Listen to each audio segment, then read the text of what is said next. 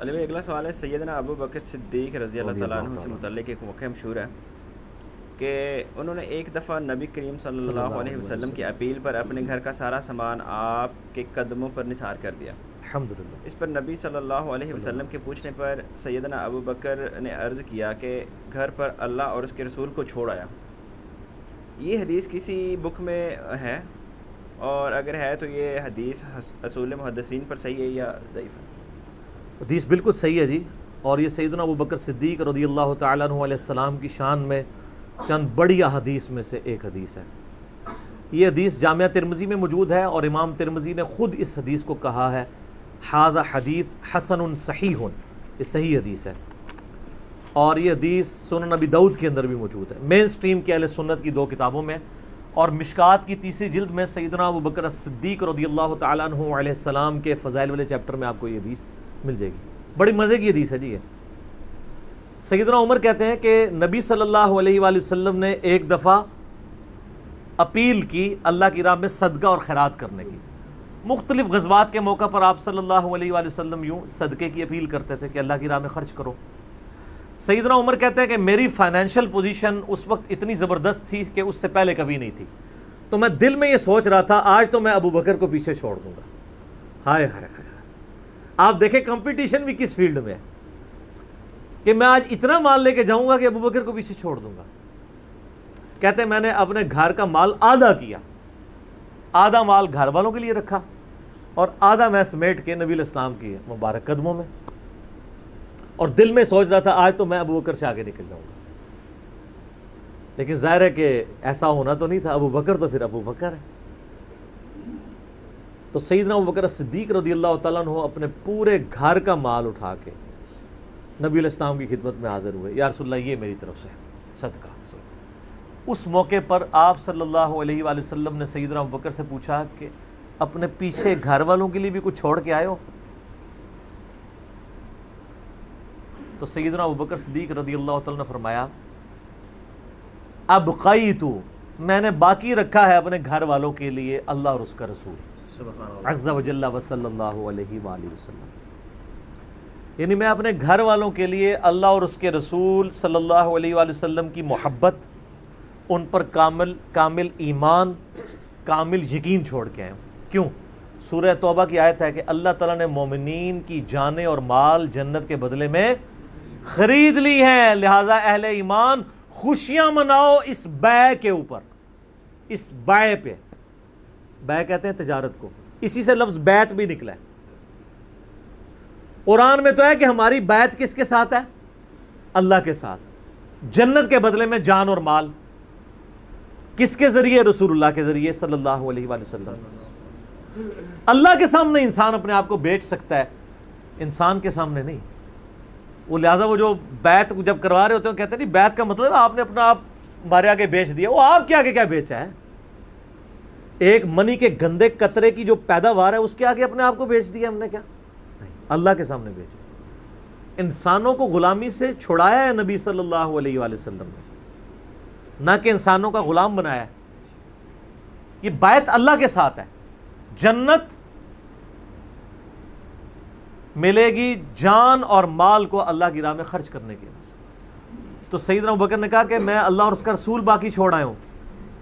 اچھا، اس سے ہمارے بریلوی بھائیوں نے رزلٹ نکالا کہ نبی صلی اللہ علیہ وسلم حاضر و ناظر ہیں. شکر ہے کہ گوروں کو اردو نہیں آتی اور ان کو انگریزی نہیں آتی، ورنہ وہ لٹریچر کے ان الفاظ کا مذاق اڑاتے ہیں. یہ تو حضرت ابو بکر کے بھی دماغ میں نہیں تھا کہ حاضر و ناظر کسی نے نکال لینا.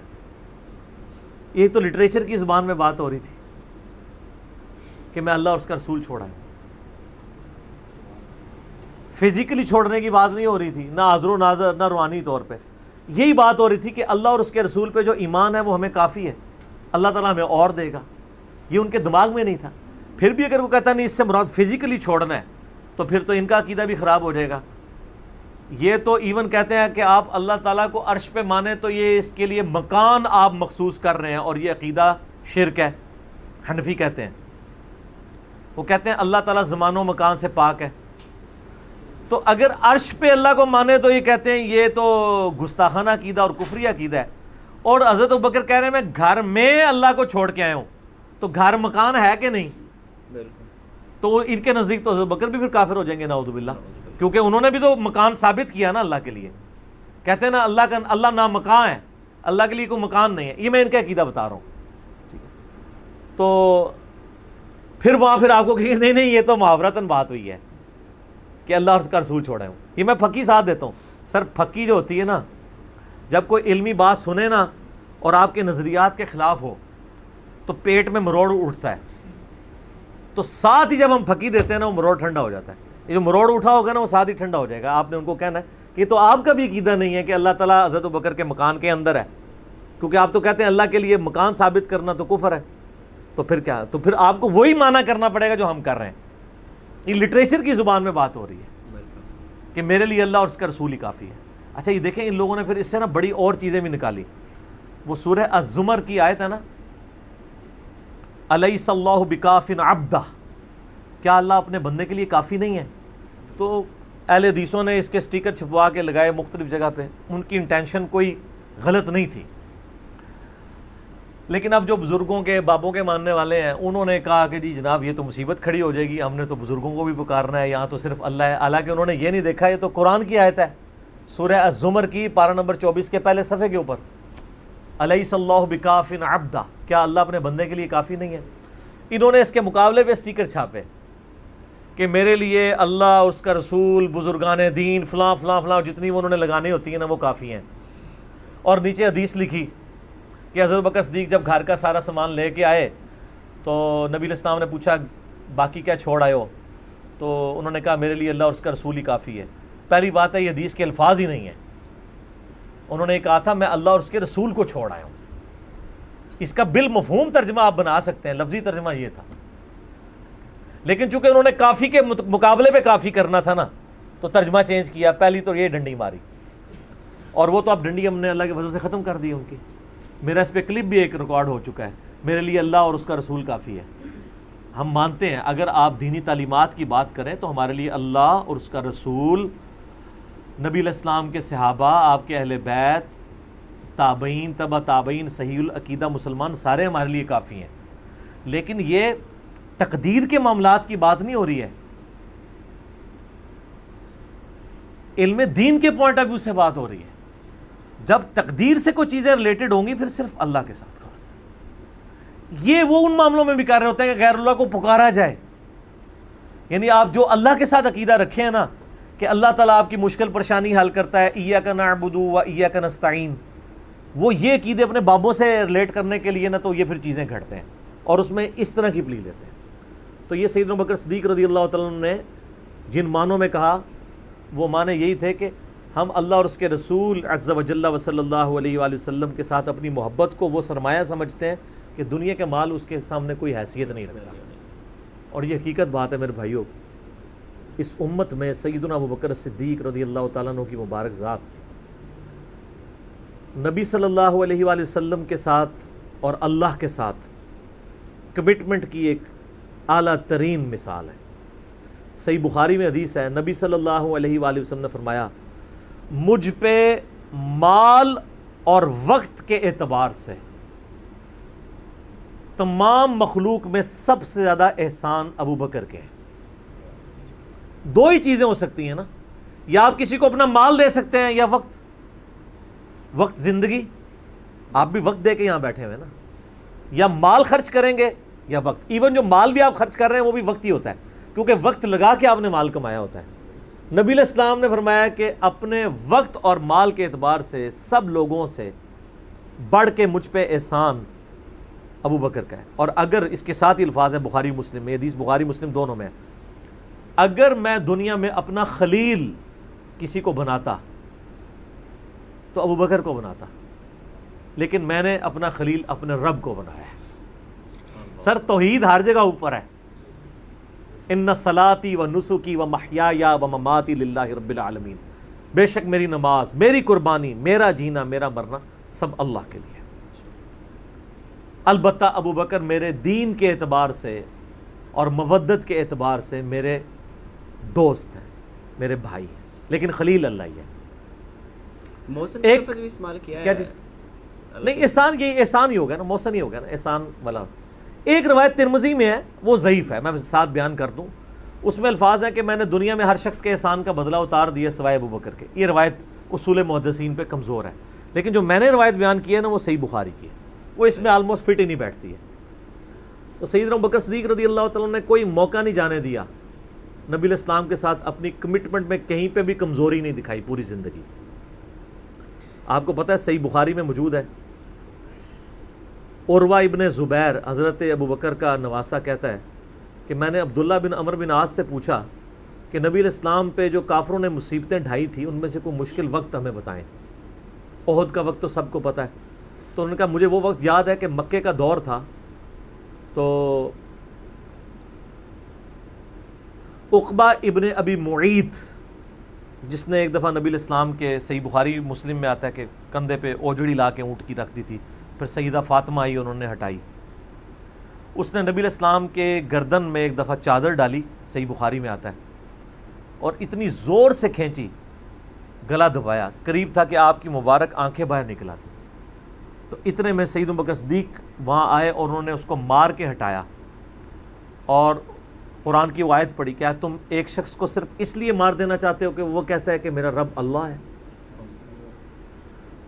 اور پھر اس کے بعد جو حضرت ابو بکر کی پٹائی ہوئی وہ الگ چیز ہے، لیکن وہ اس لیول کے اوپر اپنی جان نثار کرنے کے لیے تیار ہو جاتے تھے. غزوہ احد کے موقع پر صحیح بخاری میں آتا ہے کہ 12 بندے صرف نبی صلی اللہ علیہ وسلم کے ساتھ رہ گئے تھے 700 میں سے، اور ان 12 میں حضرت ابو بکر بھی شامل تھے، حضرت علی بھی تھے، حضرت عمر بھی تھے. اس وقت بھی کمٹمنٹ آپ دیکھ لیں، پیچھے نہیں بالکل ہٹے. ہر موقع پہ جہاں پہ قربانی کا موقع آیا پوری کمٹمنٹ کے ساتھ نبی صلی اللہ علیہ وآلہ وسلم کا ساتھ دیا. حضرت عمر بن عاص کہتے ہیں بخاری اور مسلم دونوں میں، نبی علیہ السلام نے مجھے ایک لشکر روانہ کیا تو اس لشکر کا امیر بنایا، تو مجھے یہ زوم ہوا کہ میں حضور کا بڑا لاڈلا ہوں. تو میں نے کہا یا رسول اللہ صلی اللہ علیہ وسلم آپ کو لوگوں میں سب سے بڑھ کے محبوب کون ہے؟ تو فرمایا عائشہ سلام اللہ علیہ. تو میں نے کہا نہیں یا رسول اللہ میں مردوں میں پوچھ رہا ہوں. تو کہا اس کا باپ ابو بکر. پوچھا اس کے بعد، کہا عمر. اور پھر کہتے ہیں میں حضور سے پوچھتا گیا، آپ نام لیتے کہ میرا نام کوئی نہیں لیا، پھر میں خاموش ہو گیا کہیں میں ان بندوں میں شامل ہی نہ ہوں. ٹھیک ہے. صحیح بخاری میں آتا ہے عبداللہ بن عمر رضی اللہ تعالیٰ عنہما کہتے ہیں کہ ہم نبی علیہ السلام کی موجودگی میں یہ کہا کرتے تھے کہ رسول اللہ صلی اللہ علیہ وآلہ وسلم کے بعد سب سے افضل ابو بکر ہیں، اور پھر عمر ہیں، اور پھر عثمان ہیں. اور اس کے بعد ہم صحابہ میں تفریق نہیں کیا کرتے تھے کہ کون کس سے اوپر ہے ان تینوں کے بارے میں. لیکن یہاں پہ میں ایک ٹیکنیکل مسئلہ آپ کو بتا دوں کہ جب کبھی بھی صحابہ میں فضیلت کی بات ہو رہی ہوتی ہے نا تو وہ ایکسکلوڈنگ اہل بیت ہوتا ہے، کیونکہ صحابہ کرام بھی اہل بیت کو ایک الگ سے آئیڈینٹی تصور کرتے تھے، اور محدثین بھی.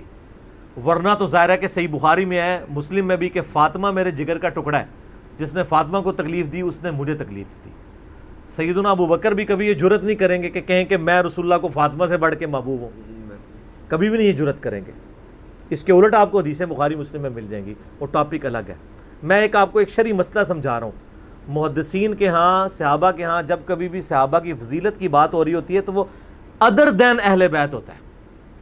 یعنی اگر یہ فضیلت کی بات ہو رہی ہے تو اس میں حضرت فاطمہ، حسن و حسین، حضرت علی شامل نہیں ہیں، ان کا مقام وہ ہاں وہ الگ سے ہیں، وہ کیٹیگری الگ ہے، وہ اہل بیت کی کیٹیگری میں فال کرتی ہے. اور یہ اہل بیت کی کیٹیگری اتنی سٹرونگ ہے، آپ حدیث کی کتابوں میں دیکھیں گے کہ صحابہ کرام کے فضائل پہ چیپٹر الگ ہے، اہل بیت پہ الگ ہے، اور امہات المومنین پہ الگ ہے. ایون امہات المومنین کو بھی اہل بیت سے الگ سے ذکر کیا جاتا ہے. اہل بیت کی ٹرم جو محدثین کے ہاں مانی جاتی ہے، اگرچہ امہات المومنین بھی اہل بیت ہیں، لیکن وہ اسپیسیفکلی سیدنا علی، حسن حسین اور سیدہ فاطمہ کے لیے. تو یہ میں آپ کو کیٹیگری بتا رہا ہوں. تو بہرحال یہ خود مولا علی علیہ السلام کے بارے میں صحیح بخاری میں آتا ہے، محمد ابن حنفیہ نامی ایک عورت سے حضرت علی کا بیٹا تھا، اس کا نام تھا محمد. حضرت فاطمہ کی زندگی میں تو حضرت علی نے دوسری شادی نہیں کی، وہ صحیح بخاری مسلم میں آتا ہے نبی علیہ السلام نے ان کو منع کیا تھا، یہ ان کی خصوصیت تھی. بعد میں انہوں نے کچھ شادیاں کی، اس سے بھی اولاد ہوئی، جس میں حضرت سیدہ حنفیہ نامی ایک عورت تھیں، ان سے ایک بیٹا تھا محمد ابن حنفیہ. صحیح بخاری میں آتا ہے حضرت ابو بکر کے فضائل کے چیپٹر میں کہ محمد ابن حنفیہ کہتا ہے کہ میں نے اپنے والد علی ابن ابی طالب سے پوچھا ابا جان بتائیں رسول اللہ کے بعد اس امت میں سب سے افضل کون ہے؟ تو انہوں نے کہا ابو بکر۔ تو میں نے پوچھا اس کے بعد؟ فرمایا عمر۔ اور ان کا میں تیسری دفعہ میں نے سوچا کہ میں اگر پوچھا تو یہ عثمان کا نام لیں گے، تو میں نے کہا اس کے بعد تو آپ کا ہی نمبر ہوگا، لیکن وہ تو علی تھے نا۔ تو انہوں نے کہا کہ میں تو عام مسلمانوں میں سے ایک مسلمان ہوں۔ وَمَنْ أَحْسَنُ قَوْلًا مِّمَّنْ دَعَا إِلَى اللَّهِ وَعَمِلَ صَالِحًا وَقَالَ إِنَّنِي مِنَ الْمُسْلِمِينَ۔ اس سے بڑھ کر کس کی بات ہو سکتی ہے جو لوگوں کو اللہ کی طرف بلائے، خود بھی نیک اعمال کرے اور پھر بھی کہ میں عام مسلمانوں سے ایک مسلمان ہوں، میں بھی مسلمان ہی ہوں، بہت بڑا پیر فقیر یا کوئی اپنے آپ کو ایکسٹراڈنری نہ ماننا شروع کر دے۔ اس حدیث میں بھی سیدنا ابو بکر صدیق رضی اللہ تعالیٰ عنہ کی فضیلت کو خود مولا علی نے بیان کیا۔ پھر بخاری مسلم میں وہ جو حدیث ہے سقیفہ بنی ساعدہ والی جو اختلاف ہوا تھا، اس میں آپ کو پتہ ہے سیدنا علی نے بیعت نہیں کی تھی حضرت ابو بکر کی 6 مہینے تک، بخاری مسلم دونوں میں آتا ہے۔ پھر سیدہ فاطمہ بیمار ہو گئیں، ان کی تیمارداری کرتے رہے، پھر سیدہ فاطمہ فوت ہو گئیں۔ بخاری مسلم کے الفاظ ہیں حضرت علی نے حضرت فاطمہ کی وفات کے بعد دیکھا کہ لوگوں کا رجحان ان سے کم ہونا شروع ہو گیا۔ جب تک حضرت فاطمہ زندہ تھی تو ظاہر ہے نبی اسلام کا ایک وہ معاملہ تھا، تو پھر انہوں نے حضرت ابو بکر کو پیغام بھیجا کہ آپ میرے گھر آئیں اور اپنے ساتھ کسی کو نہیں لے کے آنا۔ اس حدیث کو روایت سیدہ عائشہ کر رہی ہیں اور حدیث بخاری میں بھی ہے، مسلم میں بھی۔ اور اما عائشہ کہتی ہیں کہ سیدنا علی کی یہ خواہش تھی کہ حضرت عمر نہ جائیں کیونکہ ان کے مزاج میں ذرا تیزی تھی۔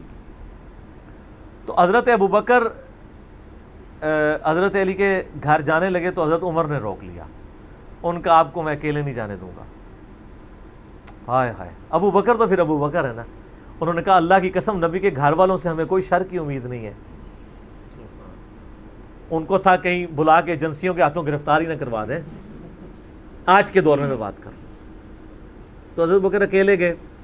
سیدنا علی نے حضرت بکر سے کہا کہ اللہ نے جو آپ کو ہم پہ فضیلت دی ہے اس امر خلافت میں، ہمیں آپ سے کوئی حسد نہیں ہے، لیکن نبی علیہ السلام کی قربت کے ناطے اور آپ کے اہل بیت ہونے کے ناطے ہم یہ سمجھتے ہیں کہ ہمیں اس مشورے میں شامل کرنا چاہیے تھا۔ تو سیدنا ابوبکر نے رونا شروع کر دیا۔ رونے کا مطلب یہ تھا کہ انہوں نے اس چیز کو ایکسیپٹ کیا کہ یہ ٹیکنیکلی مسئلہ مس ہینڈل ہوا ہے، لیکن وہ کیوں ہوا وہ میں نے پورا 3 گھنٹے کا لیکچر ریکارڈ کروایا۔ مسئلہ 55B، وصی رسول کون ہے اور حدیث قرطاس کا تحقیقی جائزہ۔ جب رونا شروع کیا تو سیدنا علی نے کہا کہ بس اب میں آپ کی اعلانیہ بیعت کروں گا، یہ ہے للہیت، ورنہ وہ کہتے کہ ابو بکر میں بیعت کرتا ہوں باہر جا کے بتا دینا، یہ کام ہوتا تو اکڑ والا ہوتا، لیکن وہ تو علی تھے، اکڑ تو دور دور تک نہیں تھی، زہد تھا، عاجزی تھی، اللہ کا تعارف تھا۔ کہا میں اعلانیہ بیعت کروں گا آپ کی۔ آج کے ہوتے تو کہتے جی باہر جا کے آپ بتا دیں، میں ایک ٹویٹ کر دوں گا پیچھے سے کہ بس ہو گئی ہے ہمارا آپس میں۔ نہیں، ظہر کے وقت بخاری مسلم کے الفاظ ہیں، سیدنا ابو بکر نماز کے بعد ممبر پہ چڑھے اور حضرت علی کے فضائل بیان کیے، اور پھر بیان کیا کہ ان کے بیعت نہ کرنے کی وجہ کیا تھی، اور پھر ممبر سے نیچے اتر آئے۔ پھر حضرت علی ممبر پہ چڑھے اور حضرت ابو بکر کے فضائل بیان کیے اور اپنے بیعت نہ کرنے کی وجوہات بتائیں، اور پھر اعلانیہ بیعت کی، اور حضرت علی ممبر سے اترے تو تمام مسلمان پھر حضرت علی سے خوش ہو گئے کہ انہوں نے اس مسئلے میں قربانی والا معاملہ کیا۔ تو یہ بھی ایک موقع تھا۔ اس میں الفاظ ہیں کہ حضرت ابو بکر کہتے ہیں اللہ کی قسم حضرت علی سے روتے ہوئے کہ مجھے نبی کے گھر والے اپنے گھر والوں سے بڑھ کے عزیز ہیں۔ اور آپ کو مزے کی بات بتاؤں، صحیح بخاری میں ایک کرٹیکل حدیث ہے حسن و حسین کے چیپٹر کے اندر، امام بخاری نے ڈالی ہے، وہ امہات المومنین کے چیپٹر میں نہیں ہے، حسن و حسین والے چیپٹر میں ہے، کہ حضرت ابو بکر کہتے ہیں کہ رسول اللہ کے قرب کو ان کے اہل بیت کے قرب میں تلاش کرو۔ کون کہہ رہے ہیں؟ حضرت ابو بکر۔ اور اہل بیت سے مراد کون؟ سیدنا حسن و حسین، کیونکہ امام بخاری نے اس حدیث کو حضرت ابو بکر کے قول کو حضرت حسن و حسین والے چیپٹر میں لیا کہ محمد صلی اللہ علیہ وآلہ وسلم کی قربت کو ان کے اہل بیت کی قربت میں تلاش کرو۔ تو سیدنا ابوبکر صدیق رضی اللہ تعالیٰ عنہ کو نبی علیہ السلام سے نسبت رکھنے والی ہر چیز بڑی بڑھ کر محبوب تھی، چاہے وہ آپ کے اہل بیت ہوں یا آپ صلی اللہ علیہ وآلہ وسلم کی قریبی کو رشتہ دار ہوں، ہر معاملے میں. اس لیے آپ دیکھیں نا، کمپرومائز آپ کو کہیں نظر نہیں آتا. سر بخاری میں آتا ہے کہ صلح حدیبیہ کے موقع پر حضرت عمر سے بھی تھوڑی سی مس ہینڈلنگ ہو گئی تھی. یا رسول اللہ ہم کیا حق پہ نہیں ہیں، پھر دب کے کیوں صلح کر رہے ہیں؟ حضور نے فرمایا کہ میں اللہ کا پیغمبر ہوں. پھر بھی تسلی نہیں ہوئی، حضرت ابوبکر کے پاس آئے، پھر حضرت ابوبکر نے ڈانٹا کہ عمر وہ اللہ کے پیغمبر ہے. اور حضرت عمر کہتے ہیں مجھے پوری زندگی اس چیز کا غم رہے گا کہ میں نے بڑی جرت دکھائی. الٹیمیٹلی ثابت ہوا کہ صلح حدیبیہ والا جو معاملہ تھا وہ مسلمانوں کے حق میں شامل ہوا. لیکن حضرت ابوبکر کا آپ ایمان کا لیول دیکھیں کہ وہ سرکمسٹانسز پہ نہیں جاتے تھے، وہ کہتے تھے اللہ کے پیغمبر نے فیصلہ کیا، الٹیمیٹلی اسی میں خیر ہوگی. ان کا ایمان اس لیول کا تھا کہ وہ عقلی دلائل کو بعد میں رکھتے تھے. اور وہاں پہ بھی آپ کو نظر آیا ہے، اور انہوں نے حضرت عمر کو کہا کہ عمر وہ اللہ کے پیغمبر ہیں، جو فیصلہ کر رہے ہیں وہ ٹھیک ہے. اسی لیے ہر مسئلے میں آپ کو احتیاط کا پہلو نظر آتا ہے. پھر بخاری میں آتا ہے جب مرتدین زکوٰۃ تھے، حضرت عمر جیسے لوگ بھی کہہ رہے تھے اتنے مازوں پہ آپ جنگ نہ کھولیں، پہلے کچھ قبائل مرتد ہو گئے ہیں، رومن امپائر چڑھی دوڑی ہے، پرشین امپائر کے ساتھ ہم نے سارے معاملات شروع کیے ہوئے ہیں، اتنے مازوں پہ ہم کیسے لڑیں گے؟ تو سیدنا ابوبکر نے کیا کہا تھا؟ اللہ کی قسم کو رسول اللہ کے زمانے میں جانور دیتا تھا اور اس کے ساتھ ایک رسی بھی دیتا تھا، اور اب نہیں دے گا نا، میں اس کے خلاف بھی قتال کروں گا، اکیلا مجھے کرنا پڑے. جس طرح نماز اللہ کا حق ہے، اسی طریقے سے زکوٰۃ بھی اللہ کا حق ہے. جو نماز اور زکوٰۃ میں فرق کرے گا میں اس کے خلاف قتال کروں گا. وہ ریٹ آف دی گورنمنٹ کو چیلنج کر رہا ہے. حضرت عمر کے الفاظ ہیں بخاری میں کہ اللہ تعالیٰ نے ابوبکر کا سینہ کھول دیا تھا اس مسئلے میں، اور ابوبکر کی باتیں سن کے ہمارا سینہ بھی کھل گیا. حالانکہ پورے صحابہ ایک طرف کھڑے تھے، ابوبکر ایک طرف کھڑے ہوئے تھے.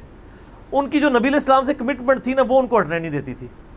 صحیح بخاری میں آتا ہے، آپ کو پتہ ہے لشکر اسامہ کے اوپر بڑے بڑے صحابہ نے اعتراض کیا کہ یہ اسامہ تو کل کا بچہ ہے، 15-16 سال کا، اتنے سینئر صحابہ اس کے انڈر لگا دیے ہیں. نبی علیہ السلام نے وفات کی وصیت کی تھی کہ لشکر اسامہ بھیجنا ہے، اور رومن امپائر، کیونکہ انہی کے باپ شہید ہوئے تھے نا، زید ابن حارثہ غزوہ موتا کے اندر. اب جب نبی علیہ السلام کی وفات ہوئی تو پھر لوگوں کو آ کے لوگ مشورے دے رہے ہیں حضرت ابوبکر کو کہ اب تو آپ نے ڈیسیژن کرنا ہے تو اسامہ کو چینج کر دیں. ہائے ہائے ہائے، انہوں نے کہا میں اسامہ کو، جس کو نبی علیہ السلام نے امیر مقرر کیا، میں اس کو چینج کروں؟ یہ ہو بھی نہیں سکتا. یہ ان کی کمٹمنٹ کا لیول تھا. تراویح کی جماعت نہیں شروع کرائی، سر کمٹمنٹ کا لیول دیکھیں. بھئی نبی علیہ السلام نے نہیں کرائی، میں نے بھی نہیں کرانی.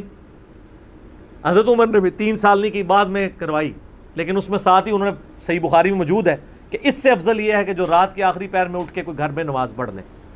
یہ صرف جواز کی حد تک تھا. لیکن حضرت ابوبکر کی احتیاط کا لیول آپ دیکھیں، انہوں نے تراویح کی جماعت بھی نہیں شروع کروائی کہ نبی علیہ السلام نے نہیں کروائی، میں کیوں کرواؤں؟ بخاری میں الفاظ ہیں، اما عائشہ کہتی ہیں نبی علیہ السلام نے جب وہ ڈانٹ دیا تھا نا اور کہا تھا گھروں میں نماز پڑھو، تو معاملہ اسی طرح ہی رہا. پھر حضرت ابوبکر نے بھی پوری زندگی کسی کو تراویح پہ نہیں ابھارا، سب لوگ اپنی اپنی پڑھتے تھے. حضرت عمر کے بھی 3 سال گزرے.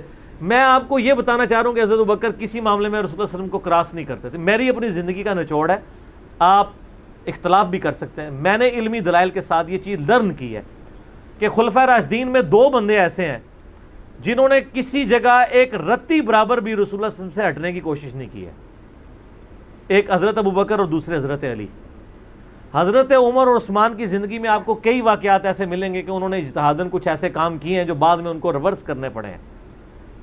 انہوں نے اپنے اجتہاد سے کیے، ان کا معاملہ اللہ کے سپرد. لیکن حضرت ابوبکر اور حضرت علی جو تھے، یہ 2 پرسنالٹیز ایسی تھیں کہ ان میں جو سنت کو فالو کرنے کی کمٹمنٹ تھی نا، وہ ایسی تھی کہ وہ اپنی عقل کو دوسرے نمبر پہ رکھتے تھے. ابو داؤد میں حدیث نہیں ہے، حضرت علی کہتے ہیں اگر عقل پہ ہی جانا ہوتا نا تو میں پاؤں کے نیچے کا مسا رکھتا موزوں پہ، کیونکہ وہ گندا تو وہ ہوتا ہے ایسا. لیکن سنت کہتی ہے اوپر، کہتا اوپر پہ. حج تمتع ایون صحیح بخاری میں آتا ہے جب قرآن جمع کرنے کی باری آئی تو کس نے مخالفت کی؟ حضرت ابوبکر نے. میں وہ کام کیوں کروں جو رسول اللہ نے نہیں کیا؟ پھر صحابہ سے ڈیبیٹ ہوئی، الٹیمیٹلی حضرت ابوبکر صدیق قائل ہوئے. ان کا پہلا جواب ہمیشہ ہوتا تھا نا، نبی نے نہیں کیا، نہیں کرنا. اب میرے ساتھ بحث کرو، قائل ہوں گا اور دیکھوں گا کیا رسول اللہ صلی اللہ علیہ وسلم کی منشا اس میں شامل تھی تو میں ایگری کروں گا، ادروائز نہیں. اسی وجہ سے حج تمتع پہ پابندی نہیں لگائی.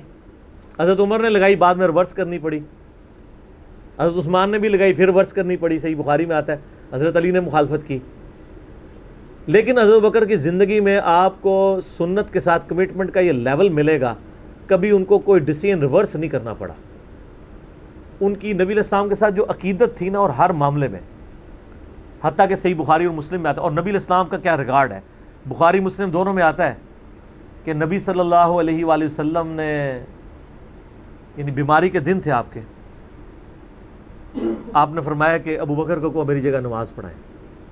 تو حضرت عائشہ کہتی ہیں کہ میں نے کہا یا رسول اللہ صلی اللہ علیہ وسلم، میرے باپ جو ہیں رقیق القلب ہیں، آپ کی جگہ مصلی پہ کھڑے ہوں گے نا تو وہ برداشت نہیں کر سکیں گے کہ یہ دن بھی دیکھنا پڑا کہ اللہ کے نبی مصلی پہ نہیں آئے اور میں ان کی جگہ کھڑا ہوں، تو نماز نہیں پڑھا پائیں گے.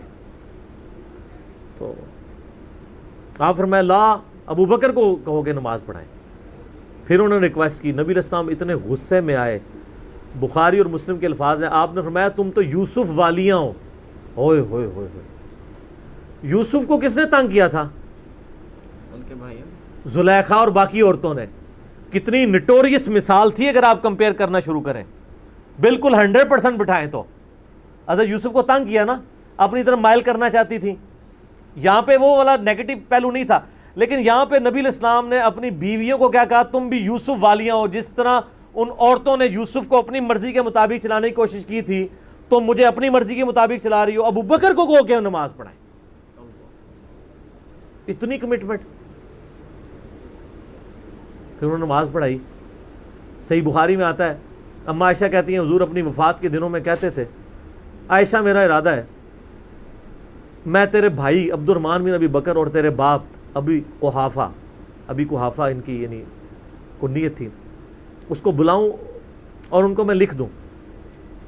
مجھے خطرہ ہے کہ میرے بعد کوئی ڈیمانڈ کرے گا، لیکن اللہ اور میری امت ابو بکر کے علاوہ کسی کے لیے راضی نہیں ہوگی. یہ تو بعد میں پتہ چلا نبی علیہ السلام اشارتاً کیا بات کر رہے تھے، امر خلافت کی. اس حدیث کے تحت میں نے 55B مسئلے میں بتایا کہ نبی علیہ السلام اگر اپنی زندگی میں کسی کو خلیفہ نامزد کرتے تو حضرت بکر کو کر کے جاتے، کیونکہ نبی علیہ السلام بادشاہ نہیں تھے، اللہ کے پیغمبر تھے. آپ اپنے خاندان میں کبھی بھی یہ معاملہ نہیں کر سکتے تھے، اور یہ بات صحابہ کرام کو پتہ تھی. لیکن جب اللہ نے آپ کو گارنٹی دی کہ اللہ اور میری امت ابو بکر کے علاوہ کسی پہ راضی نہیں ہوگی، تو پھر نبی علیہ السلام نے اس مسئلے کو ان اٹینڈڈ چھوڑ دیا. بخاری میں ہی آتا ہے، ایک عورت حضور کے پاس آئی اور کہا یا رسول اللہ آپ فوت ہو جائیں اور میں اس کے بعد آؤں اور آپ کو نہ پاؤں، تو فرمایا ابو بکر سے مل لینا میرے بعد. تو اشارے تو کافی آپ نے چھوڑے ہوئے تھے اس حوالے سے. صحیح بخاری مسلم میں حدیث ہے، نبی علیہ السلام ایک باغ میں بیٹھے تھے، ابو موسیٰ اشعری کہتے ہیں دروازے پہ دستک ہوئی، آپ نے فرمایا جو کوئی بھی ہے اسے جنت کی بشارت دے دو. کہا دروازہ کھولا سیدنا ابو بکر.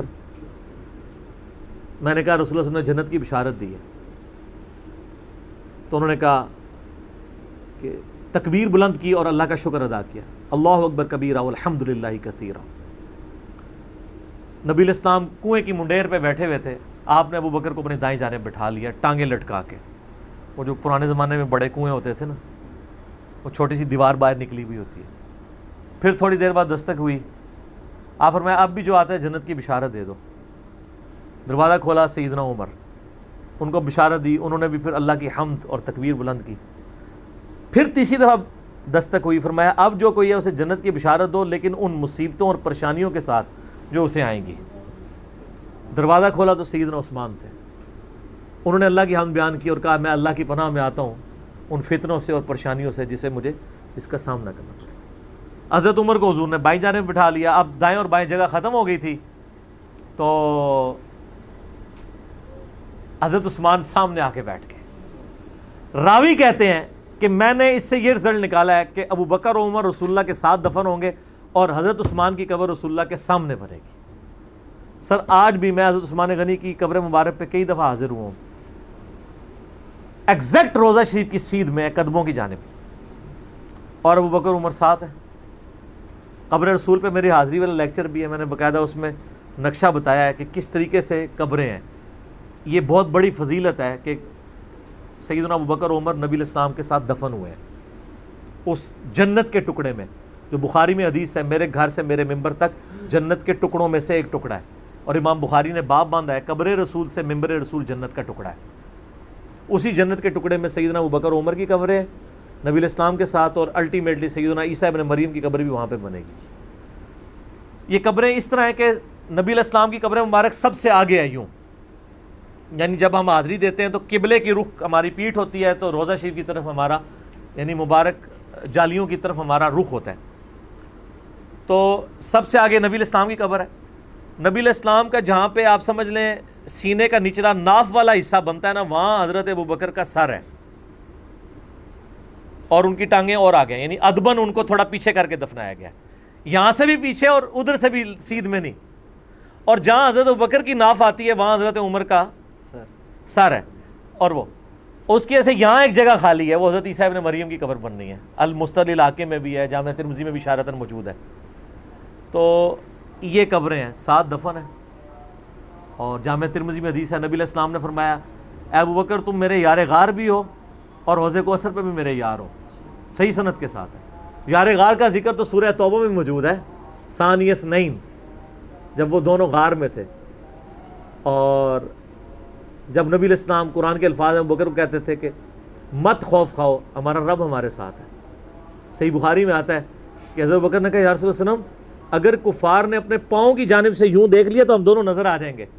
تو ان کا ابوبکر تمہیں غم کھانے کی ضرورت نہیں، تمہارا ان کے بارے میں کیا خیال ہے، ان دونوں کے بارے میں جن کے ساتھ تیسرا اللہ ہو، تو وہیں سے آپ دیکھ لیں۔ صحیح مسلم میں ایک حدیث ہے کہ نبی صلی اللہ علیہ وآلہ وسلم ایک دفعہ ہیرا پہاڑ کے اوپر چڑھے، آپ کے ساتھ سیدنا ابوبکر، عمر، عثمان اور علی اور طلحہ اور زبیر تھے۔ آپ نے فرمایا، اور وہ جو پہاڑ تھا ہیرا پہاڑ وہ بھی وجد میں آ گیا ہوگا، ہلنا شروع کر دیا۔ آپ نے فرمایا تھم جا، تجھ پہ اس وقت نبی، صدیق اور شہداء کے سوا کوئی نہیں ہے۔ یعنی نبی کون؟ خود نبی صلی اللہ علیہ وآلہ وسلم۔ صدیق کون؟ سیدنا ابوبکر صدیق، اور باقی سارے شہداء، حضرت عثمان، حضرت علی، طلحہ اور زبیر، سارے شہید ہوئے۔ اچھا، یہ صدیق کا لقب بھی ثابت ہے، بخاری مسلم میں آپ کو ویسے تو سیدنا ابوبکر کے نام کے ساتھ صدیق ملے گا، یہ لقب پڑا کہاں سے تھا؟ وہ دلائل النبوہ امام بیہقی کی کتاب میں بھی ہے، سنن طبرانی کے اندر بھی، اور کئی کتابوں میں موجود ہے، صحیح ابن حبان میں، ابن خزیمہ میں، کہ معراج کے موقع کے اوپر جب نبی صلی اللہ علیہ وآلہ وسلم نے بتایا کہ راتوں رات اللہ نے مجھے بیت المقدس سے تک، خانہ کعبہ سے بیت المقدس اور وہاں سے آسمانوں کی سیر کروائی ہے، تو آپ کو سیدنا ابوبکر کو آ کے کافروں نے کہا کہ دیکھو تمہارا ساتھی کس طرح کی باتیں کر رہا ہے۔ تو انہوں نے کہا کہ ہم نے نبی صلی اللہ علیہ وسلم کے کہنے پہ اتنی بڑی بڑی چیزیں مان لی ہیں، تو یہ کہہ رہے ہیں تو یہ بھی ٹھیک بات ہے۔ تو یعنی وہ تصدیق کرنے والے بنے، اس وجہ سے ان کو صدیق کہا جاتا ہے۔ ویسے تو قرآن حکیم میں انبیاء کے بعد جو درجہ آیا ہے من النبیین والصدیقین والشہداء والصالحین، وہ بھی الگ سے ہے اس حوالے سے۔ ابو بکر کا مطلب یہ ارکام میں پہل کرنے والا۔ اور جامع ترمذی میں حدیث ہے نبی علیہ السلام نے فرمایا ابو بکر عتیق ہے، آگ سے آزاد کیا گیا۔ جو اشرم وشرم والی 10 صحابہ کو ایک مجلس میں جنت کی بشارت ہے، اس میں پہلے نمبر پہ ابو بکر فی الجنہ، عمر فی الجنہ، عثمان فی الجنہ، علی فی الجنہ، طلحہ فی الجنہ، زبیر فی الجنہ، عبد الرحمن بن عوف فی الجنہ، ابو عبیدہ ابن جرح فی الجنہ، سعید ابن زید فی الجنہ، سعد ابن ابی وقاص فی الجنہ۔ یہ 10 کے 10 صحابہ کو ایک مجلس میں جنت کی بشارت ملی گئی۔ سیدنا ابوبکر کی نبی علیہ السلام کے ساتھ کمٹمنٹ کا آپ لیول دیکھیں کہ مزاج آپ کو پتہ بڑا نرم تھا، لیکن جہاں نبی علیہ السلام کا معاملہ آتا تھا تو آپ سے زیادہ مضبوط شخص کوئی نہیں تھا۔ مضبوطی کا تعلق جسم کے مضبوط ہونے سے نہیں ہوتا، ایمان کے مضبوط ہونے سے ہوتا ہے۔ منکرین زکوٰۃ کے خلاف، مسلمہ کذاب کے خلاف بڑے بڑے لوگوں کے اس وقت پاؤں جب لڑکھڑانے لگے ہیں تو سیدنا ابوبکر نے فرنٹ سے لیڈ کیا۔ عرب قبائل جو مرتد ہوئے تھے، عرب کی سرزمین میں جتنے فتنے ہیں 2 سال میں حضرت ابوبکر نے دبا دیے ہیں۔ حضرت عمر اس وقت خلیفہ بنے جب عرب کے فتنے ختم ہو چکے تھے، بلکہ اپنے دور میں ہی سیدنا ابوبکر نے رومن اور پرشین امپائر کی طرف بھی سر عمر سیریز دیکھ لو نا، پھر سب کوئی پتہ چل جائے گا، بھیج دیے تھے قافلے، سٹیبل کیا عرب کی سرزمین کو۔ جنگ یمامہ ہوئی مسلمہ کذاب کے خلاف سیدنا ابوبکر کے دور میں، تو ان کے پاؤں کہیں لڑکھڑائے نہیں ہیں۔ حتیٰ کہ آپ دیکھیں صحیح بخاری میں آتا ہے صلح حدیبیہ کے موقع پر جب وہ آیا ہوا تھا نا سہیل ابن عمر اور وہ دوسرا جو عروہ ابن مسعود، عبداللہ ابن مسعود کا بھائی جو بعد مسلمان ہو گیا تھا، اس وقت تک تو کافر تھا، نبی علیہ السلام کے ساتھ گفتگو کرتے ہوئے نا اس نے نا یہ الفاظ استعمال کیے کہ یہ تیرے ساتھی جو تیرے ساتھ کھڑے ہیں نا، جب تیرے پہ مشکل وقت آیا تو تجھے چھوڑ دیں گے۔ اب ان کو کیا پتا تھا کہ یہ اس طرح کا بندہ ہے یا اس کے ساتھی اس طرح کے ساتھی ہیں۔ اس پہ حضرت بکر کو بڑا سخت غصہ آیا، انہوں نے کہا کہ جاؤ لات اور منات کی شرمگاہیں چاٹو تم لوگ۔ اب اتنے سخت الفاظ ایک ایسے شخص کی زبان پہ جو سراپا اخلاق ہو، جسے غصہ نہ آتا ہو، صرف اس لیے کہ نبی علیہ السلام کے ساتھ اس نے مس بہیو کیا۔ اس سے بعض لوگوں نے گالی کی پلی لی ہے کہ جی گستاخوں کو گالیاں نکال سکتے ہیں، انہوں نے گالی نہیں دی تھی، وہ آلریڈی شرمگاہوں کو چاٹتے تھے، تو ان کی غلط بات کا ہی ان کو تانا دیا جو وہ کر رہے تھے۔ مثلا اگر ایک بندہ شراب پیتا ہے اور وہ آ کے نبی علیہ السلام سے مس بہیو کر رہا ہے، تو وہاں بیٹھا ہوا کوئی شخص کہتا ہے جا تو شراب پی، جو تیرا کام ہے، تو آپ یہ اس کو گالی نہیں دے رہے، وہ عمل کر رہا ہے۔ یا اسی طریقے سے آج کل جو لوگ مزاروں کے آگے جھکتے ہیں اور ہم ان کو کہیں گے جاؤ جو جا کے قبر پہ ماتھا ٹیکو جا کے، تو ہم اس کو گالی نہیں دے رہے، وہ کر رہے ہیں۔ اور شرمگاہ کو چاٹنے والا مسئلہ وہ بھی آپ کو میں نے بتایا کہ پاکستان میں ایک باقاعدہ ایک دربار ہے جہاں پہ بڑی بڑی شرمگاہیں مردوں کی لٹکائی ہوئی ہیں لکڑی کی بنا کے، اور لوگ جا کے ان کے ساتھ وہ سارے معاملات کرتے ہیں۔ آپ یوٹیوب پہ بھی جا کے دیکھ لیں، آپ کو مل جائیں گی۔ تو وہ معاملات اسی طریقے سے چل رہے ہیں گمراہی والے۔ لیکن سیدنا ابوبکر صدیق کی آپ کمٹمنٹ دیکھیں کہ انہوں نے بالکل لحاظ نہیں کیا، انہوں نے کہا تم جا کے یہ کام کرو، ہم نبی علیہ السلام اپنی جان کا آخری سانس اور خون کا آخری قطرہ بھی اپنے نبی کے لیے نچھاور کریں گے۔ پھر اس موقع پہ یہ ہوا تھا، بخاری میں الفاظ ہیں کہ حضور علیہ السلام وضو کے لیے جب آئے تو صحابہ کرام نے آپ کے وضو کا پانی نہیں نیچے گرنے دیا، اور عروہ ابن مسعود کنکھیوں سے یوں کر کے دیکھ رہا تھا۔ اس نے کہا مارو یہ تو اس کا وضو کا پانی نہیں گرنے دیتے، اتنا احترام کرتے ہیں۔ حتیٰ کہ بخاری کے الفاظ ہیں نبی علیہ السلام کا بلغم بھی صحابہ کے ہاتھوں پہ آتا تھا، اگر کسی کو نہیں ملتا تھا دوسرے کے ہاتھ کو مل کے اپنے جسم میں ملتا تھا۔ بیسیکلی وہ کافروں کو یہ میسج دے رہے تھے کہ اس کے بارے میں تم کہہ رہے ہو جس کا وضو کا پانی نیچے گرنے دیتے، اس کے خون کا قطرہ گرنے دیں گے؟ اور یہی ہوا، بخاری کے الفاظ ہیں۔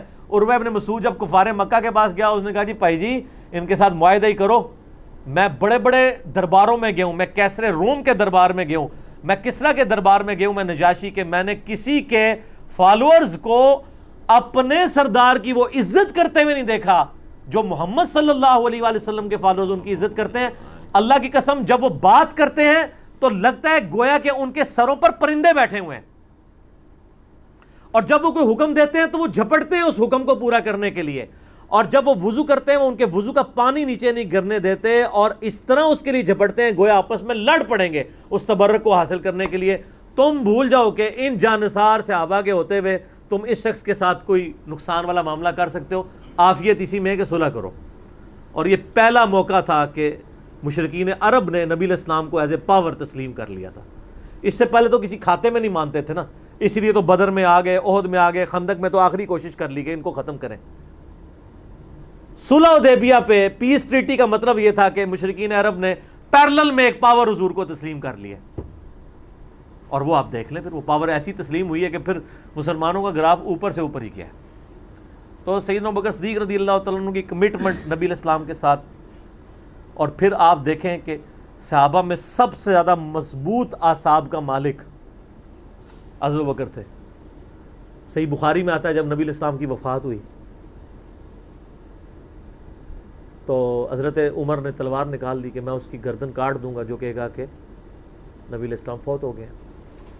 ان کا یہ عقیدہ تھا کہ جس طرح موسیٰ علیہ السلام 40 دن کے لیے کوہ طور پہ گئے ہیں، نبی علیہ السلام بھی ڈورمنٹ پوزیشن میں چلے گئے، واپس آ جائیں گے، کیونکہ انہوں نے نبی علیہ السلام سے سنا تھا کہ رومن اور پرشین امپائر گرے گی، تو وہ یہ فورس ہی کرتے تھے ابھی تو کسریٰ کی جنگیں ہم نے لڑی نہیں ہیں، تو حضور اس سے پہلے کیسے دنیا سے جا سکتے ہیں؟ لیکن اللہ نے تو آپ کو پروفٹ بنوانا تھا نا، کہ آپ کے جانے کے بعد فتوحات کروانی تھی تاکہ پتہ چلے کہ پیچھے اللہ کھڑا ہے۔ اپنی زندگی میں تو بڑے بڑے بادشاہوں نے فتوحات کی ہیں، نبی علیہ السلام کی تو دعوت کا کلائمیکس حضرت ابوبکر اور پھر حضرت عمر عثمان و علی کے دور میں جا کے ہوا ہے، جبکہ عرب قبائل بھی مرتد ہو گئے ہیں، تب بھی اللہ کے پیچھے سپورٹ تھی۔ والذی ارسل رسولہ بالہدی ودین الحق لیظہرہ علی الدین کلہ ولو کرہ المشرکون، اللہ نے اس کو دین کو غالب کرنا تھا۔ تو بخاری کے الفاظ ہیں، حضرت عمر نے کہا میں اس کی گردن اتار دوں گا۔ حضرت ابوبکر آئے، انہوں نے حضرت عمر کو دیکھا اگنور کر کے سیدھا حجرہ عائشہ میں گئے، نبی علیہ السلام کے مبارک کفن کو ہٹا کے آپ کے ماتھے پہ بوسہ دیا اور کہا یا رسول اللہ آپ پہ 2 موتیں جمع نہیں کرے گا، ایک موت تو سب کے نصیب میں ہے، اب تو ہمیشہ کی زندگی آپ کو اللہ نے آخرت کی دے دی ہے۔ اور پھر باہر نکلے، حضرت عمر کو کہا کہ عمر بیٹھ جاؤ، حضرت عمر نے بات نہیں سنی، تو حضرت ابوبکر ممبر کی طرف چڑھے، ممبر پہ چڑھے اور لوگوں سے کہا کہ عمر کو اس کے حال پہ چھوڑ دو۔ حدیث کے الفاظ ہیں کہ لوگ حضرت ابوبکر کا ریگارڈ باقی اصحاب سے زیادہ کرتے تھے، حضرت عمر کو تنہا چھوڑ کے لوگ حضرت ابوبکر کی طرف متوجہ ہو گئے۔ پہلے وہ جو سارا میلہ ان کے گرد لگا تھا شفٹ ہو گیا، تو انہوں نے حمد و صلات کے بعد انہوں نے کہا اما بعد فمن کان یعبد محمدا فإن محمد قد مات۔ سر کلیجے پہ کتنا بڑا پتھر رکھا ہوگا حضرت ابوبکر نے جملہ بولتے ہوئے کہ جو محمد کی عبادت کرتا تھا وہ جان لے کہ محمد کو موت آ گئی ہے۔ ومن کان یعبد اللہ، اور جو اللہ کی عبادت کرتا ہے وہ جان لے ان اللہ حی لا یموت، اللہ زندہ ہے، اللہ کو کبھی موت نہیں آئے گی۔ کیا توحید کی تعلیمات ہیں، حضور کی میت کے اوپر حضور کے فضائل نہیں بیان ہو رہے، توحید بیان ہو رہی ہے۔ Point to be noted. کیوں؟ سر پہلے نہیں انسانیت نے رسک لیا، دنیا کا سب سے بڑا شرک ایک پیغمبر کے نام پہ تو کھڑا ہوا ہے، عیسیٰ ابن مریم کے نام پہ۔ نبی علیہ السلام کو عیسیٰ ابن مریم نہیں اللہ نے بننے دیا۔ ایسے تربیت یافتہ وہ صحابہ جو کل تک آپ کے وضو کا پانی نیچے نہیں گرنے دے رہے تھے، آج وفات پہ کھڑے ہو کے فرضی خطبہ دے رہے ہیں، جو محمد کی عبادت کرتا تھا جان لو محمد کو موت آ گئی ہے، جو اللہ کی عبادت کرتا تھا جان لو اللہ زندہ ہے۔ پھر آیت بھی پڑھی، صرف فرضی جملہ نہیں بولا۔ آپ تو کہہ رہے ہیں شرک ختم ہو گیا، حضرت ابوبکر جب شروع نہیں ہوا تھا اس وقت بھی کہہ رہے تھے کہ نبی علیہ السلام کو کسی نے خدا نہیں بنانا، کیونکہ بخاری کی حدیث ہے، دیکھنا میری شان کو اس طرح بلند نہ کرنا جس طرح عیسیٰ ابن مریم کو لوگوں نے کیا، میں اللہ کا بندہ اور اس کا رسول ہوں، مجھے اللہ کا بندہ اور اس کا رسول ہی کہنا۔ سر وارفتگی، دیوانگی، عشق کی ساری کیفیت حضور کی وفات کے بعد بالکل چینج ہوگی صحابہ کی۔ ہونا تو چاہیے تھا جو وضو کا پانی نہیں گرنے دے رہے تھے جا کے قبر کی مٹی چاٹنا شروع کر دیتے، ایسا نہیں ہوا۔ وہ تعلیمات کی باؤنڈریز کو کراس نہیں کرتے تھے۔ تو پھر انہوں نے آیت پڑھی سورہ آل عمران آیت نمبر 144، وما محمد الا رسول قد خلت من قبلہ الرسل افإن مات او قتل انقلبتم علی اعقابکم، محمد تو نہیں مگر ایک رسول ہی، اگر یہ فوت ہو جائیں یا دین جو جنگ میں قتل کر دیے جائیں، شہید ہو جائیں، کیا تم دین سے الٹے قدم پھر جاؤ گے؟ جو کوئی دین سے الٹے قدم پھیرے گا اللہ کا کوئی نقصان نہیں کرے گا اور اللہ ثابت قدم رہنے والوں کو جزا دے گا۔ پھر سورہ الزمر کی آیت نمبر 30 پڑھی، انک میت وانہم میتون، اے نبی تمہیں بھی مرنا ہے اور ان کو بھی موت آنی ہے تمہارے مخالفین کو، پھر تم اللہ کے حضور جھگڑو گے، اللہ تمہارا فیصلہ کرے گا۔ یہ سیدنا ابوبکر کی حضور کی وفات کے وقت استقامت تھی۔ پھر جھگڑا کھڑا ہو گیا حضور کو دفنانا کدھر ہے؟ جامعہ ترمذی میں حدیث ہے، سیدنا ابوبکر کہتے ہیں کہ میں نے نبی علیہ السلام سے یہ بات سنی تھی کہ اللہ اپنے پیغمبر کو وہیں پہ موت دیتا ہے جو اس کے لیے سب سے پسندیدہ جگہ اللہ کے نزدیک ہوتی ہے، تو حضور کی جو چارپائی ہے نا اس کے نیچے ان کی قبر کھودو، وہاں پہ اللہ نے ان کو موت دی ہے۔ پہلے صحابہ میں رائے نہیں طے ہو رہی تھی کہاں دفنانا ہے۔ پھر سنن نسائی الکبریٰ کے اندر پورا وفات النبی چیپٹر ہے، سنن ابن ماجہ میں بھی موجود ہے کچھ حصہ اس کا۔ پھر لوگوں نے پوچھا کہ نبی علیہ السلام کا جنازہ ہوگا؟ انہوں نے کہا ہاں ہوگا۔ اسی طریقے سے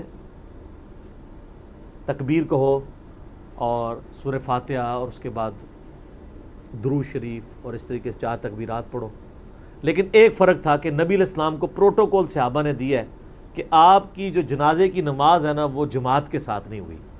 صحابہ نے یہ پروٹوکول دیا کہ حضور کی میت کی موجودگی میں بھی کوئی شخص امامت نہ کروائے۔ حجرے میں ایک طرف سے لوگ داخل ہوتے تھے، اکیلے اکیلے جنازہ ادا کرتے تھے، اور ڈیٹیل میں آتا ہے 2-3 دن تک جنازہ ہوتا رہا۔ پہلے یعنی مرد داخل ہوئے، اس کے بعد بچے، غلام، پھر عورتیں، اس طریقے سے سب نے جنازہ پڑھا۔ ظاہر ہے 1 لاکھ سے زیادہ لوگ تھے جنازہ پڑھنے والے۔ اس موقع پہ بھی سیدنا ابوبکر کی آپ استقامت دیکھیں، ورنہ حضرت عمر کتنے اسٹرانگ اصحاب کے مالک تھے، ان کی حالت آپ دیکھ لیں، جب ضرورت پڑی ان کے مضبوط اصحاب کی تو کولیپس کر گئے، ابوبکر ہی کھڑے ہوئے ہیں۔ تو حضور کو پتا تھا نا میں نے مصلی پہ کسے کھڑا کرنا ہے. اور بخاری میں الفاظ ہیں جب مصلی پہ کھڑا کیا آپ فرمایا ابو بکر کے علاوہ سارے دروازے بند کر دو, صرف ابو بکر کے گھر کا دروازہ جو مسجد کی طرف کھلتا ہے, جو مسجد کا دروازہ ابو بکر کے گھر کی طرف ہے وہ کھلا رکھو, باقی سارے بند کر دو. تو نبی علیہ السلام کو یہ پتا تھا کہ کس لیول کا کس بندے کا یعنی ایمان ہے, اس کے اعصاب ہیں. اور بخاری کے الفاظ ہیں جب حضرت بکر نے خطبہ دیا, حضرت عمر کہتے ہیں میرے پاؤں میرا بوجھ نہیں اٹھا سکے, اور مجھے یقین آ گیا کہ حضور فوت ہو چکے ہیں. یہاں قرآن و حدیث سن کے کسی کے کان پہ جوں تک نہیں رنگتی, وہاں پہ حضرت بکر کا خطبہ اور آیات سن کے حضرت عمر کہہ رہے ہیں کہ میرے پاؤں میرا بوجھ نہیں اٹھا سکے, کہ یہ تو واقعی یہ تو قرآن کی آیت. اور اس میں بخاری مسلم صحیح بخاری میں الفاظ ہیں کئی دن تک ہم جب بھی صحابہ ایک دوسرے کو ملتے تھے تو یہی آیت سنایا کرتے تھے, وما محمد الا رسول قد خلت من قبلہ الرسل افئن مات او قتل انقلبتم علی اعقابکم, کہ محمد تو نہیں مگر ایک رسول, انہیں بھی تو موت آنی ہے, تاکہ ہمیں یہ یقین آ جائے کہ حضور دنیا سے چلے گئے. تو یہ صحابہ کرام علیہم رضوان کی نبی علیہ السلام کے ساتھ عقیدت تھی. اور سیدنا ابوبکر آپ کو بالکل صف اول میں نظر آئیں گے, ٹاپ آف دا لسٹ, معاملات کو ہینڈل کرنے میں, چیزوں کو بالکل من و سنت کے مطابق ڈھالنے میں, اور ہر معاملے میں رجوع لانے کے اوپر, اور اہل بیت کے ساتھ کمٹمنٹ کے اوپر, ہر مسئلے میں آپ کو حضرت ابوبکر صدیق کی قربانیاں ٹاپ آف دا لسٹ نظر آئیں گی. تو بات کہاں سے کہاں شروع ہوئی, فی البدی میں تو اور گھنٹوں بول سکتا ہوں, مجھے اتنی حدیثیں یاد ہیں یہ فضائل کے اعتبار سے. آخر میں حصول برکت کے لیے میں وہ حدیث بیان کروں گا جو میں اکثر بیان کرتا ہوں.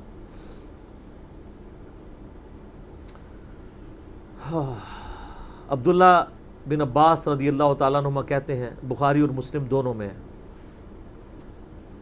کہ سیدنا عمر کی میت رکھی ہوئی تھی اور لوگ آ کے ان کی میت پہ سلام پڑھ رہے تھے, اور اپنے اپنے انداز میں خراج تحسین پیش کر رہے تھے کہ اس شخص کی وجہ سے اسلام کو کیا عروج ملا. تو کہتے ہیں اتنے میں نے محسوس کیا کہ ایک شخص میرے پیچھے آ کے کھڑا ہوا اور اس نے میرے کندھے پہ یوں کونی رکھی, میری پیٹھ اس کی جانب تھی, اس نے کونی میرے کندھے پہ یوں رکھی, اور حضرت عمر کی بیعت سے مخاطب ہو کے کہنے لگا کہ اے عمر اللہ تجھ پہ رحم فرمائے, تو روئے ارض پہ ان لوگوں میں سے ایک شخص تھا کہ میری بھی خواہش تھی کہ میں ان اعمال کے ساتھ اللہ کے حضور پیش ہوتا, کہ اگر اللہ کے حضور پیش ہونے کے لیے مجھے بہترین اعمال چاہیے تو تیرے اعمال. ظاہر ہے جی رومن اور پرشین امپائر گھری ہے, کس لیول کا عروج, کیونکہ میں نے رسول اللہ صلی اللہ علیہ وآلہ وسلم سے بارہا سنا تھا, میں ابو بکر اور عمر داخل ہوئے, میں ابو بکر اور عمر نکلے, میں ابو بکر اور عمر نے یہ کیا. تو مجھے بڑی امید تھی کہ تم اپنے دو ساتھیوں سے جا ملو گے, یعنی رسول اللہ اور ابو بکر کے ساتھ صلی اللہ علیہ وآلہ وسلم رضی اللہ تعالیٰ. تو یعنی نبی علیہ السلام کے بعد سیدنا ابو بکر اور پھر حضرت عمر بھی وہیں پہ پہنچ گئے. تو مجھے نبی علیہ السلام کے اس فرمان سے لگتا تھا جس طرح آپ اپنی زندگی میں کہتے تھے نا, میں ابو بکر عمر, میں ابو بکر عمر, میں ابو بکر عمر, مجھے پتا تھا تم نے جا کے انہی سے ہی ملنا ہے جا کے, اور دیکھ لیں قبر بھی پھر ساتھ بنی ہے دونوں کی. تو عبداللہ ابن عباس کہتے ہیں کہ میں نے جب یوں مڑ کے دیکھا تو وہ سیدنا علی بن ابی طالب تھے جو حضرت عمر کی میت کے اوپر یہ کلمات پڑھ رہے تھے, میں ابو بکر اور عمر, میں ابو بکر اور عمر رضی اللہ عنہم اجمعین وعلیہم السلام اجمعین. اللہ تعالیٰ ہمارے دلوں میں خلفائے راشدین کی محبت, اہل بیت کی محبت راسخ فرمائے رضی اللہ عنہم اجمعین وعلیہم السلام اجمعین, اور قیامت والے دن حوض کوثر پہ ان کے ساتھ محشور فرمائے, آمین ثم آمین.